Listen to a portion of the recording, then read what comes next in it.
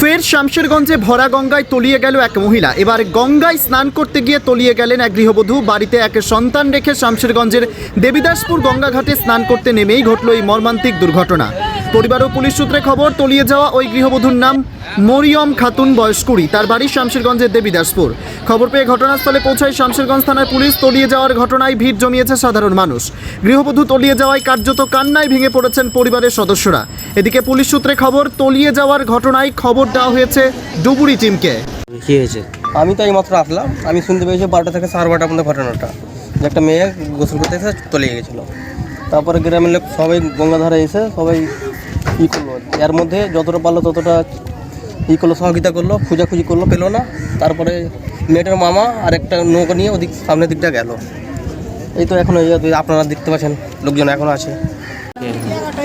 ঘটনা হয়েছিল তোমার, মানে ও স্নান করতে যেয়ে, মানে ওর মেয়ে যেহেতু, ওর মেয়েকে রেখে ও আপনার কাপড় ধরে খাসতে গেছে। খাসতে যেয়ে যে হোক পা পিছলে যায়, যে কোনো হোক, মানে পাটা পিছলে যেয়ে হয়তো দড়িতে যেয়ে আটকে গেছে। তো আমরা চাইছি এখন কি মেয়েটাকে উদ্ধার করার ব্যবস্থা চাই, এইটুকু আমাদের কাছে আবদার থাকবে। মেয়েটাকে তো আর আমরা যেতে ফিরে পাবো না, যে হোক আমাদের যে কাজটা করতে হবে যেন মেয়েটাকে আমরা উদ্ধার করতে পারি। আইনকে আমি ওইটাই চাইছি কি যেন প্রশাসন এসে কোনো আমাদের ব্যবস্থা করে দেয়।